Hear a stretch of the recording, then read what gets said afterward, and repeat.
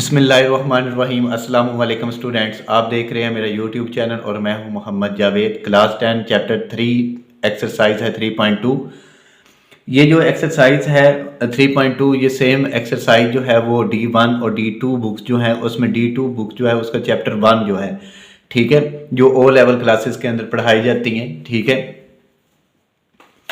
उसका जो first chapter है वो सारा यही जो है वो एक इस तरह का 3.2 है एक्सरसाइज और 3.5 जो है और 3.7, ये तीन एक्सरसाइजेज जो हैं वो डायरेक्ट प्रोपोर्शन, इन्वर्स प्रोपोर्शन और कभी इनका जॉइंट प्रोपोर्शन के साथ ये क्वेश्चन जो है वो इसको हम सॉल्व करेंगे।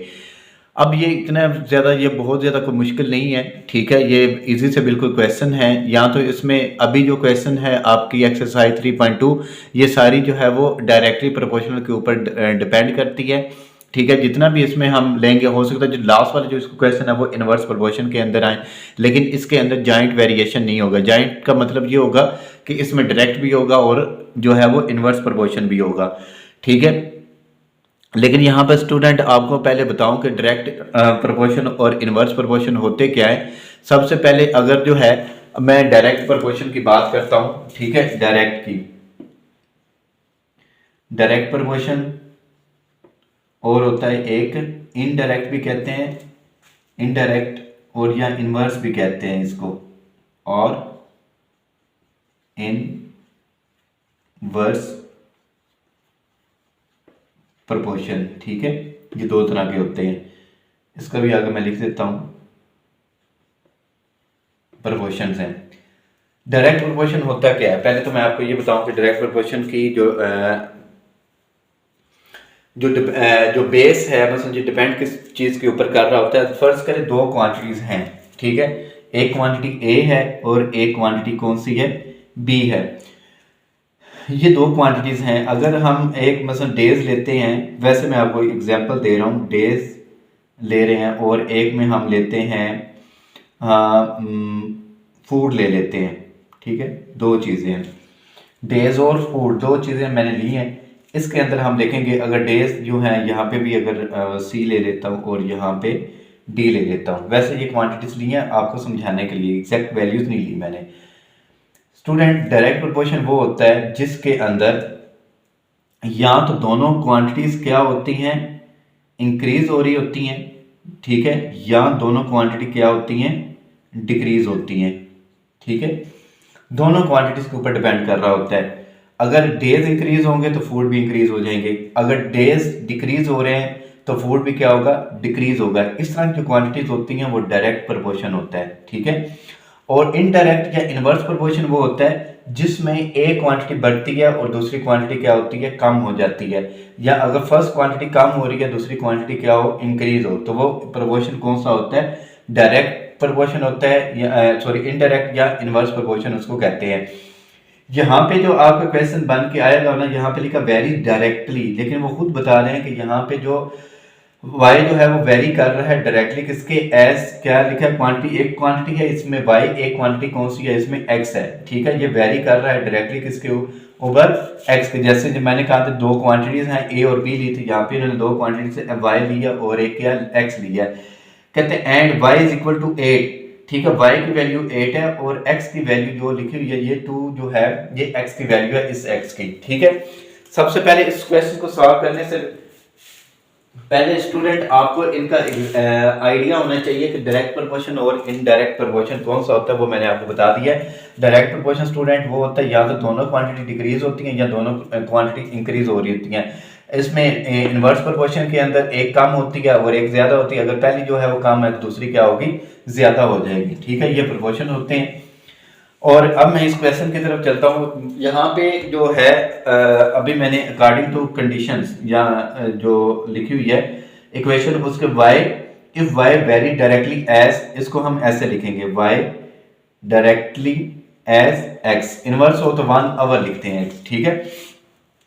And y is equal to, यहाँ पे आप लिखें x, y is equal to k x, जो k लिखते हैं ये कांस्टेंट होता है, इसी की वैल्यू सबसे पहले हम फाइंड करते हैं। इसके वैल्यू फाइंड करके आगे जितने भी पार्ट्स दिए होते हैं, 3 पार्ट्स हैं, तीनों में हम ये वाली इक्वेशन ही पुट करके इस क्वेश्चन को सॉल्व करते हैं। अब यहाँ पे y दिया हुआ था 8, ठीक है, के एज इट इज लिखेंगे और y की वैल्यू है 2, 2 और k मल्टीप्लाई हो रहे हैं तो इधर आकर 2 क्या होगा divide, k 2 1s are 2 4s are, तो k की वैल्यू कितनी आएगी हमारे पास 4, क्योंकि जो वैल्यू हम फाइंड करते हैं वो हमेशा लेफ्ट हैंड साइड पर रखते हैं जो अननोन्स होते हैं, और k की वैल्यू हम कर चुके हैं फाइंड 4। अब स्टूडेंट फर्स्ट पार्ट जो है वो लिखा हुआ है y in terms of x, इसमें हम इक्वेशन एक जो है वो पुट करते हैं। इक्वेशन इसमें बनेगी कौन सी, y in term of x, ठीक है, y इज इक्वल टू के एक्स, जो इक्वेशन ये थी, अब k की वैल्यू कितनी हमने फाइंड की है 4 इंटू एक्स, ये फर्स्ट पार्ट के अंदर हमने क्वेश्चन सॉल्व कर दिया है। अब सेकंड पार्ट है इसका, ये इसके नीचे मैं इसको ड्राइव करता हूँ, y फाइंड करेंगे हम, ठीक है, और x की वैल्यू दी हुई है 5, इक्वेशन हमने स्टूडेंट ये लिखनी है, y इज इक्वल टू के एक्स, वाई फाइंड करेंगे, k की वैल्यू 4 और x की वैल्यू 5, 4 5s आर 20, ठीक है, ये y की वैल्यू 20 आ गई इसमें। अब थर्ड है x जो है वो फाइंड करेंगे, ये लिखा भी हुआ है find x when y is equal to 28, third part में y इज इक्वल टू के एक्स, ठीक है, y की वैल्यू 28, k की वैल्यू 4 और x एज इट इज लिख देंगे, 4 और x मल्टीप्लाई है, इधर आकर डिवाइड हो जाएगा तो x आएगा, 4 1s आर 4 7s आर, तो x इज इक्वल टू 7, ये तीन पार्ट्स के, तो हमने तीनों वैल्यू फाइंड कर दी है, ठीक है। फर्स्ट इक्वेशन थी, दूसरा फर्स्ट तो हमने इसका k फाइंड किया था, फिर हमने इक्वेशन फाइंड की, फिर हमने y की वैल्यू फाइंड की, फिर हमने x की वैल्यू फाइंड की। क्वेश्चन सेकंड है यहाँ पे जैसे लिखा होता है ना y वेरीज डायरेक्टली, लेकिन यहाँ पे वो खुद ही बता रहे हैं कि y जो है वो डायरेक्टली प्रोपोर्शनल किसके है, x के है, ठीक है, y डायरेक्टली प्रोपोर्शनल है x के, तो y इज इक्वल टू के एक्स। अब y की value 7, k as it is लिखेंगे और इसकी वैल्यू कितनी है 3, तो ये 3k मल्टीप्लाई हो रहा है, इधर आकर डिवाइड हो जाएगा k, और k की वैल्यू 7/3, ठीक है, ये हमने फाइंड की है। अब फर्स्ट इन्होंने लिखा हुआ है y in terms of x, first जो है y in terms of x, y is equal to के X, y is equal to k की वैल्यू है 7/3 ओवर x, ठीक है, ये हमने फर्स्ट पार्ट हमने सॉल्व कर दिया। सेकंड है इसमें x फाइंड करेंगे, ठीक है, और y की वैल्यू है 35, y इज इक्वल टू के एक्स, y की वैल्यू है 35 इज इक्वल टू k की वैल्यू हमने फाइंड की है 7/3x, क्योंकि x की वैल्यू फाइंड करनी है, ये इसके साथ मल्टीप्लाई हो रहे हैं, इधर आकर ये होंगे डिवाइड, लेकिन इनका रेसिप्रोकल हो जाएगा, 3 ऊपर 7 नीचे is equal to x, 7 1s are 7, 5 3s are 15 is equal to x, और यहाँ पे हम लिख सकते हैं x इज इक्वल टू 15, ठीक है, ये हमने इसकी वैल्यू फाइंड कर दी है, किसकी, x की भी और k की भी, दोनों की वैल्यू हमने फाइंड कर दी है। क्वेश्चन 3 एंड 4 है, क्वेश्चन 3 है, यहाँ पे मैंने 4 लिख दिया, चलिए आपको पहले क्वेश्चन 3 जो है वो सॉल्व करवाता हूँ। इफ लिखा हुआ है r डायरेक्टली प्रोपोर्शनल टू है t के and r is equal to 5 when t is equal to 8, यहाँ पे स्टूडेंट हम वैल्यू फाइंड कर लेंगे k की वैल्यू, जब k की वैल्यू फाइंड कर लेंगे, जो फर्दर है इसमें क्वेश्चन में दिया हुआ वो हम पार्ट्स इसमें फाइंड करते जाएंगे। r जो है डायरेक्टली प्रोपोर्शनल है t के, और r is equal to k t, जब प्रोपोर्शनलिटी का साइन हटाते हैं k इक्वल लगाते हैं और k कांस्टेंट की वैल्यू हम लिखते हैं, r की वैल्यू है 5, k एज इट इज लिखेंगे और t की वैल्यू कितनी है 8, तो ये 8 मल्टीप्लाई हो रहा है, इधर आकर डिवाइड हो जाएगा k, और k इज इक्वल टू 5/8, ये k की वैल्यू हमने फाइंड की है। अब कहते हैं कि फाइंड द, इसमें पार्ट्स नहीं बनाए, एक क्वेश्चन के अंदर ये 2-3 पार्ट्स वो पूछ रहा है, equation connecting r and t, ठीक है, ये जो हमने इक्वेशन लिखी थी r इज इक्वल टू के टी, तो इसमें k की वैल्यू पुट करेंगे 5/8 और ये t, ठीक है, यहाँ पे हमने इक्वेशन भी फाइंड कर ली। आल्सो फाइंड r फाइंड करना है, ठीक है, और t की वैल्यू है 64, t is equal to 64, r is equal to के T, r as it is लिखेंगे हम, k की वैल्यू है 5/8 और t की वैल्यू कितनी है 64, अब 8 1s आर 8 8s आर 5 8 से मल्टीप्लाई हो जाएगा तो r की वैल्यू 40। ठीक है, अब थर्ड पार्ट है इसका, यहां तक हमने फाइंड कर लिया। कहते हैं एन टी, मतलब फाइंड हम करेंगे t when r is equal to 20।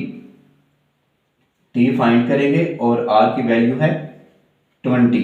R is equal to के टी, आर की वैल्यू है 20 और के की वैल्यू थी 5/8, एज इट इज लिखेंगे। और टी ये मल्टीप्लाई है, इधर आकर इसके साथ मल्टीप्लाई डिवाइड होगा, लेकिन इसका रेसिप्रोकल लेंगे हम। 8 ऊपर चला जाएगा और 5 नीचे। टी 5 1 जार 5 4 जार 4 8 जार 32 इज इक्वल टू टी, या टी इज इक्वल टू 32।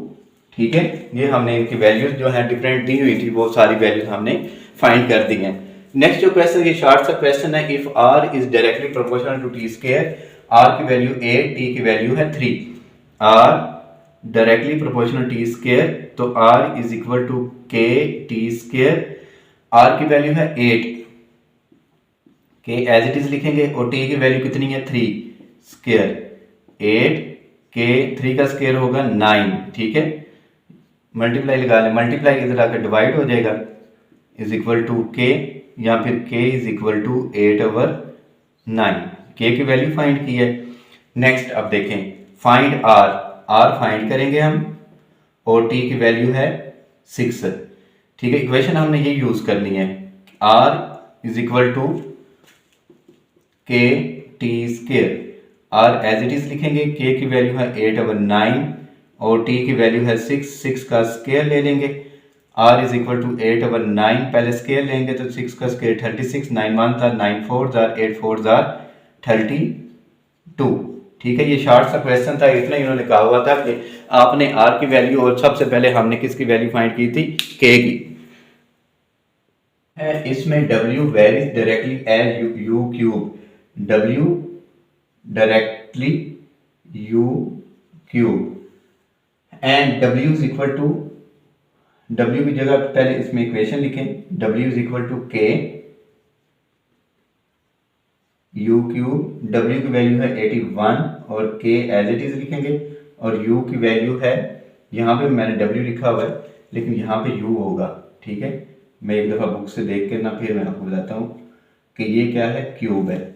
ठीक है, मैं इसमें बुक से देख कर बताता हूँ कि यहाँ पे ये क्वेश्चन कौन सा, 6, क्वेश्चन 6 का U ही है स्टूडेंट यहाँ पे। ठीक है, क्योंकि तो 2 टाइम तो W की वैल्यू नहीं ना हो सकती। 81 एज इट इज लिखेंगे, K और इसका क्यूब आएगा 27। अब 81/27 इज इक्वल टू के। अब के इज इक्वल टू, इसको अगर करते हैं तो आई थिंक ये आएगा 81 को, इसका आएगा 3 आएगा इसका आंसर। ठीक है, और ये 3। फाइंड W फाइंड करेंगे हम और U की वैल्यू है 5। इक्वेशन हम यही यूज करेंगे, W is equal to K U cube, W find करना है और K की वैल्यू है 3 और U की वैल्यू है 5 का क्यूब है, तो W इज इक्वल टू 3 और इसका क्यूब होगा 125, तो W is equal to 125 multiply by 3, 375।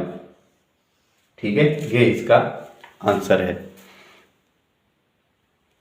Student question 5 है, if V directly proportional to है R क्यूब, अब V is equal to K R cube, V की वैल्यू है 5, के एज इट इज लिखेंगे और R की वैल्यू है 3 क्यूब, 5 इज इक्वल टू के इंटू 27 और 5/27 इज इक्वल टू के, या फिर के इज इक्वल टू 5/27।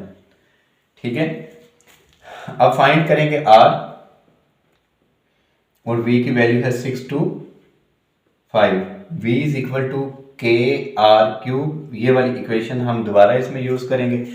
ठीक है, अब V की वैल्यू है 625, 625 इज इक्वल टू के की वैल्यू है 5/27 और R cube as it is लिख दें। ठीक है, ओके, ऐसे मल्टीप्लाई कर दें, 625 मल्टीप्लाई 27/5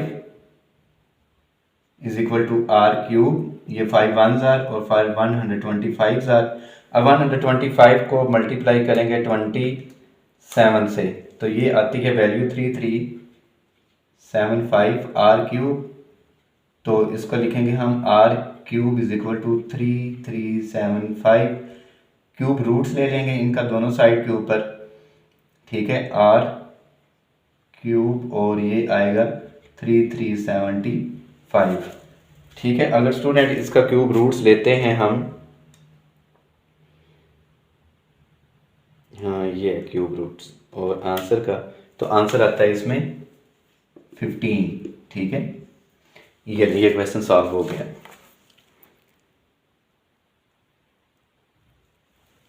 क्वेश्चन 7 है, इफ y इनवर्सली प्रोपोर्शनल मसलन एज x है। स्टूडेंट मैंने आपको लास्ट में शुरू की इसके वीडियो के स्टार्ट में कहा था, बाय मिस्टेक कह दिया था आपको कि यहाँ पे जितने भी इसका क्वेश्चन आएंगे ना 3.2 एक्सरसाइज का वो डायरेक्टली होंगे, लेकिन इसमें मैंने लास्ट में ये भी कह दिया था कि इनवर्सली प्रोपोर्शनल होंगे। कुछ क्वेश्चंस हैं इसमें, क्वेश्चन 7 और क्वेश्चन 8, ये दो जो क्वेश्चन हैं ये इनवर्स प्रोपोर्शंस के हैं, आगे भी देखते हैं तो वो कौन से होते हैं। अब यहाँ पे जहाँ स्टूडेंट होता है ना इनवर्स प्रोपोर्शन आता है, उसको हम इस फॉर्म के अंदर लिखते हैं। ये उन्होंने ऑलरेडी फॉर्म जो है वो इनवर्स प्रोपोर्शन की ही दी हुई है। इनवर्सली प्रोपोर्शनल है, इसको हम लिखेंगे 1/x, इसका y is equal to k/x लिख सकते हैं, ठीक है। क्यों लिख सकते हैं? क्योंकि यहाँ पे अगर हम ऐसे लिखते हैं ना k1/x, ठीक है, k 1 से मल्टीप्लाई हो तो फिर भी क्या आएगा, k/x ही आएगा, इसलिए डायरेक्ट मैंने y is equal to k/x लिख दिया है। अब y की वैल्यू है 7, ठीक है, k एज इट इज लिखेंगे और x की वैल्यू है 2, 7 और 2 आपस में मल्टीप्लाई हो जाएंगे तो k आएगा, k इज इक्वल टू 14, ठीक है। k की वैल्यू फाइंड कर दी है, फाइंड y फाइंड करेंगे और x की वैल्यू है 126, ठीक है। अब y is equal to k/x, y as it is लिखेंगे 14, k की वैल्यू x की वैल्यू 126, 14 1 जार 14 9 जार, ठीक है, 1/9, ये आंसर आ गया इसका। ये भी सेम वैसे ही है question y inversely proportional 1/x के, तो y की वैल्यू है, पहले लिखेंगे y is equal to k/x, y की वैल्यू है 4 is equal to k, x की वैल्यू है 3, अब 4 और 3 मल्टीप्लाई होंगे, k और k इज इक्वल टू 12, ठीक है, इसकी वैल्यू 12 है। अब फाइंड करेंगे x फाइंड करेंगे और y की वैल्यू जो है वो है 24, y is equal to k/x, ठीक है, y की value 24 is equal to k की वैल्यू है 12/x, x और 24 मल्टीप्लाई होंगे, ठीक है, 24x इज इक्वल टू 12। अब x is equal to 12/24 multiply इधर डिवाइड बाय 12 1 जार 12 2 जार, तो x की वैल्यू 1/2, ठीक है। यही उन्होंने फाइंड करने को कहा था, x की वैल्यू फाइंड करें, तो वह हमने वैल्यू इसकी फाइंड कर दी है। Question 9, if w inversely proportional है 1/x के, 1/z है सॉरी, ठीक है, तो w is equal to k/z। अब w की वैल्यू 5, k वैल्यू फाइंड करेंगे और z की वैल्यू दी हुई है 7, ठीक है, 5 7 जार 35, इसका आंसर आएगा k का, ये 35 लिखा हमने। अब फाइंड करना है w और z की वैल्यू है 175/4, इक्वेशन हम ये यूज करेंगे, w is equal to k की वैल्यू है, पहले लिख लेना k/z और k की वैल्यू थी 35 और z की वैल्यू हम फाइंड वैल्यू है 175/4, तो ये होगा 35 मल्टीप्लाई 4/175, ठीक है। अब इसको देखता हूँ मैं कि ये 175 जो है वो डिवाइड पूरा होता है 35 पे, नहीं 35 पे, 175 डिवाइड 35, ठीक है, 5 आ जाता है इसका, 35 1 जार और ये 5 जार, तो 4/5 w का आंसर है। यही उन्होंने कहा था कि वैल्यू फाइंड करें w की, तो w की वैल्यू फाइंड कर दी है। क्वेश्चन 10 जो है वो भी क्वेश्चन 9 की तरह का ही है। ए जो है इन्वर्सली प्रोपोर्शनल है 1/r स्क्वायर का, तो A is equal to k/r square. Area मतलब 2 जो है ए की वैल्यू है 2 और आर की वैल्यू जो है वो है 3 स्क्वायर। अब 2 इज इक्वल टू k/9। अब 2 3 का स्क्वायर 9 होगा, 9 2 से मल्टीप्लाई हो जाएगा, k आएगा और k is equal to 9 2 18। Find करेंगे आर फाइंड करेंगे और a की वैल्यू है 72। ठीक है, अब 72 इसकी वैल्यू है। अब इक्वेशन हमने यही फाइंड करनी है, a is equal to k/r square. a की वैल्यू है 72, k की वैल्यू है 18/r स्क्वायर। अब r 72 r square is equal to 18 और r square is equal to 1/18/72। 18 1s are 18 4s are x square is equal to 1/4। Square को cancel करने के लिए हम स्क्वायर रूट ले लेंगे, ठीक है, 1/4 का, तो ये x आएगा और ये 1 का स्क्वायर रूट 1, 4 का स्क्वायर रूट कितना आएगा 2। ठीक है, ये हमने वैल्यू x किसकी फाइंड करनी थी, r की, तो यहाँ पे मैंने x लिख दिया था, r लिखेंगे आप। ठीक है, ये हमारा आंसर जो है वो r का आएगा 1/2। क्वेश्चन 11 ए इनवर्सली प्रोपोर्शनल है 1/b के, 1/b स्क्वायर के। ए की वैल्यू पहले इसको लिखें कांस्टेंट फॉर्म में, के की वैल्यू लिखेंगे हम b स्क्वायर। अब इसमें वैल्यू पुट करें, a की वैल्यू है 3, के एज इट इज लिखेंगे और b की वैल्यू कितनी है 4 square. 3 is equal to k/4 का स्क्वायर होता है 16। अब 3 multiply by 16 is equal to k, तो k is equal to 3 multiply 16 48। a की वैल्यू फाइंड की k की। अब फाइंड करेंगे हम a और b की वैल्यू होगी 8। इक्वेशन हम ये यूज करेंगे, a is equal to k b square. a as it is लिखा और k की वैल्यू है 48 और b स्क्वायर मीन 8 है, 8 का स्क्वायर, तो a इज इक्वल टू 48/64। ये 16 के टेबल पर जाएंगे, 16 3s are 16 4s are, तो a की वैल्यू 3/4। अगर आप 4 पे करेंगे तो 4 पे आपको 2 टाइम करना पड़ेगा। ठीक है, a को कैंसल। अब v जो है इनवर्सली प्रोपोर्शनल है 1/r³, तो v is equal to k/r³। अब v की वैल्यू है 5, k एज इट इज लिखा और r³ की वैल्यू है 3 का cube. 5 is equal to k का क्यूब होगा 27। ठीक है, ये इसका पावर है इसकी। ठीक है, 3 अब 27, अब 5, अब इधर k लिखेंगे, k is equal to 5 multiply by 27, तो k इज इक्वल टू 27 को 5 से मल्टीप्लाई करेंगे, 27 मल्टीप्लाई बाय 5 135। ठीक है, ये लिखा। अब फाइंड करेंगे v, इसमें 2 पार्ट्स हैं और r की वैल्यू है 6। v is equal to k/r³। v find करेंगे 135 है और r का cube, v is equal to 135, r का क्यूब होगा 6 का 216। ठीक है, अब ये देखते हैं कि ये 135 डिवाइड 3 पे डिवाइड करें तो ये 45 आएगा और 216 को डिवाइड करते हैं 3 पर तो 72 आता है। अब इसके अलावा किसी फिर ये 3 पर आएंगे। ठीक है, और 3 15s आर और 3 24s आर, फिर 3 पर आएंगे, 3 5s आर और 3 8s आर, तो v की वैल्यू जो है 5/8। अब नेक्स्ट जो है हम फाइंड करेंगे r और v की वैल्यू है 320। इक्वेशन हमने ये यूज करनी है, v is equal to k/r³। v की वैल्यू है 320 और k की वैल्यू हमने फाइंड की थी 135 और r³ एज इट इज लिखा और r³ is equal to 320 multiply बल्कि इधर इसको मैंने ऐसे लिखे 320 R cube is equal to 135 और R cube is equal to 135 over 320।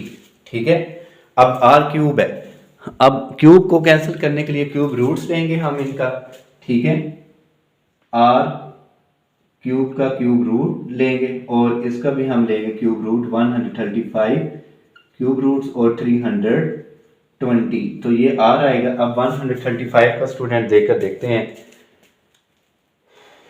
इसका है 135,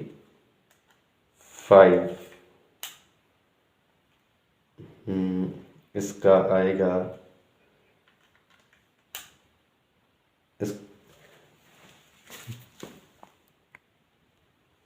जी स्टूडेंट, इसका ना क्यूब रूट्स कंप्लीट नहीं आ रहा। अगर ये 135 और 522, ठीक है, इसको अगर हम 5 पे कैंसिल करते हैं, ठीक है, 135 को, ये मुझे कुछ इसका ना ये लास्ट वाला जो पोर्शन है ये रेस करना पड़ेगा। ठीक है, क्यूब रूट्स बाद में हम दे देंगे, फिर इसका कंप्लीट क्यूब रूट्स आएगा। आर क्यूब 135 को अगर 5 पे करते हैं तो ये 27 आएगा और 325 को 320 है डिवाइड 5 तो ये आएगा 64। अब ये 3 का बन जाएगा और ये 64 जो है 4 का बनेगा क्यूब। ठीक है, क्यूब रूट्स इसका लिया।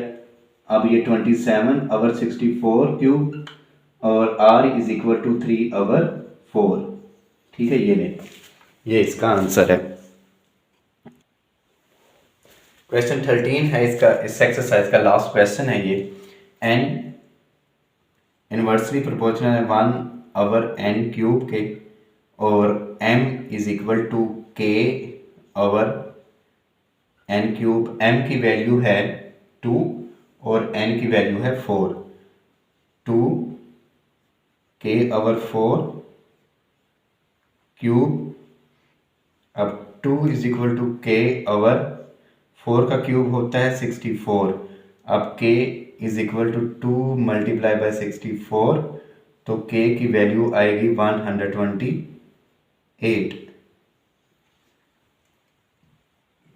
Find m when n is equal to 6। Equation हम स्टूडेंट ये यूज करेंगे, m is equal to k over n cube. m as it is k की वैल्यू ये है, सॉरी ये हमने फाइंड की है 128 और इसकी है 16, मतलब 6 का क्यूब तो ये 216 आएगा। 128 ओवर 216। स्टूडेंट आपने 128 और 216 को 8 पे डिवाइड करना है। 128 को करेंगे डिवाइड तो 16 आएगा, 216 को करेंगे तो 27 आएगा। m की वैल्यू फाइंड होगी। अब नेक्स्ट है n फाइंड करना है और m है 432। इक्वेशन फिर हम ये यूज करेंगे, m is equal to k over n cube. m की वैल्यू है 432 इज इक्वल टू k की वैल्यू है 128 ओवर n क्यूब। ठीक है, 432 n क्यूब 128 इक्वल आएगा। अब n cube 128 over 432 n cube. अब ये जो दो वैल्यूज हैं हम करेंगे इनको, अगर आप स्टूडेंट 4 पे करते हैं तो आपको 4 को 2 टाइम डिवाइड करना पड़ेगा। अगर आप इसको 16 पे करते हैं डायरेक्ट 128 16 पे डिवाइड करेंगे तो 8 आएगा। ठीक है, और 432 को डिवाइड करते हैं, आई थिंक इसका 27 आंसर आएगा। करके देखते हैं, 16 27 ही है।